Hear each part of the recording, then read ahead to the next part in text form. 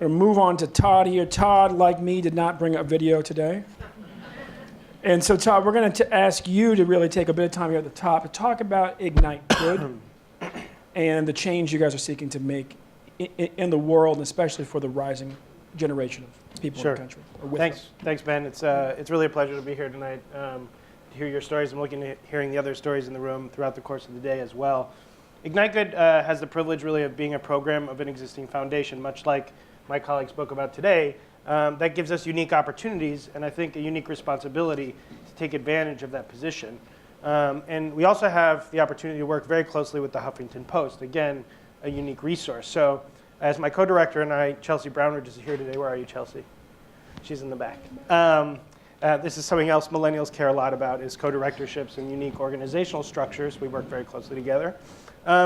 We tried to look at those resources and say how, knowing that we don't need to do active development in the community, and knowing that we have this amazing storytelling platform, we talked about story and the importance of connecting the dots, how can we use those resources to really add value exponentially greater than what you might think you'd be able to accomplish with an organization that really has a team of 2 or 3 or 5, depending on the week and the number of volunteers that are working with us at the particular day. And what we landed on is a strategy that focuses on teaching storytelling for movement building techniques. For those of you who are familiar with community organizing, and I didn't know any of this when we started asking those questions, story and a powerful story and a specific kind of story is really at the heart of most successful social movements. Because movements, the best analogy is a swarm. They don't have a particular leader. They may have people leading, inviting others to join at some particular time, but they move with the flow of individuals who invite people to join and participate. And those movements and that growth is driven by each individual who's participating, their ability to inspire other people to join them. And so understanding that that was a powerful tool and that we had this distribution system, what Ignite Good decided to do was to democratize that skill set, both because public narrative, as it's formally known, is a really powerful tool that young individuals can use to empower the work that they're doing and engaging their own community, but also because we found that young leaders, when they worked on their stories together, got to know each other much more deeply in a much more value-based way than you would at many other kinds of gatherings, conferences, networking events, et cetera. And in an effort to really think about that transformative change, right? How do you go from that one girl to 6 million or 6 billion or whatever it is? It's that catalytic effect. And a lot of it's going to happen not because we discover some undiscovered pool of resources, and sometimes we hope fueled by innovations. But I think, and we as an organization think, a lot of it's going to be by unlocking the hidden value and resources and opportunities that are already there around us. So what does that look like on the ground? I mean, what are you excited about right now? So right now I'm really excited. We have an event up and coming in Philadelphia. So it's called Ignition Philly. And we're bringing together 100 representatives of 50 different organizations, mostly young leaders in the city, all of whom, whether they're working in government agencies or nonprofits or social businesses or community projects, all of whom are committed to building a better future for Philadelphia. And what we found is that many of them don't really know each other very well. They don't know about the work they're doing. And our hope is not only that they come out of this with a skill set that can help them do the work they're doing better, but that they're going to get to know each other, to understand the work that they're doing better, and to find ways to collaborate. Because, and this comes from the School of Negotiation as well, there's oftentimes ways to uncover value and the opportunity to impact just by finding ways to work together that open up the opportunity to take that impact to the next level. And that's really where, as an organization that doesn't need to go out and compete for funding, we had the opportunity to present ourselves as a convener, as a community builder, and hopefully help these young leaders early in their process, early in the way that they approach engaging their communities, learn about the power of partnership, and not just in name only, slapping a logo on an event, but true partnership. How do we work together?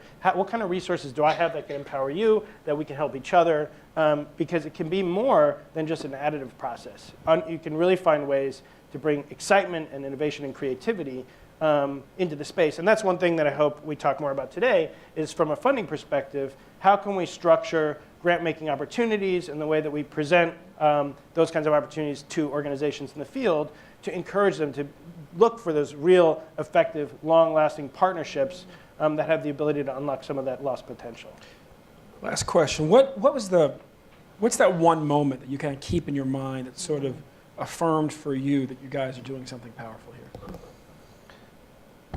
I think it's, and this is a storytelling for movement building technique. So I'll just give you a story that we did a full day training on public narrative here in New York at the Huffington Post offices. So we have the partnership's close enough that we have office space there and we use the space.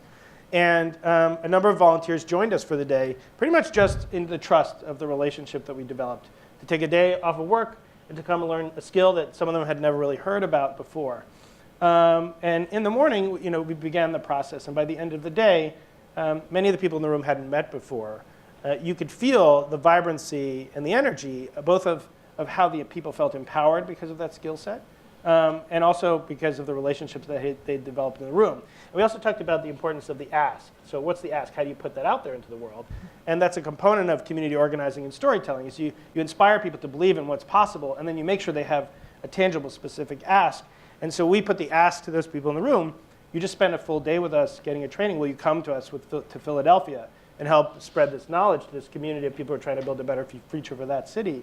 And pretty immediately got a yes answer from 2 of the participants in the room because they were feeling that capacity. And so when I think about the catalytic opportunity, where you look at big scale change and you hope for it to change the world, oftentimes it's the grassroots level, where if you can start, like the match, you talk about igniting a movement, right? Our organization is called Ignite Good, and we're looking at that passing the baton kind of approach.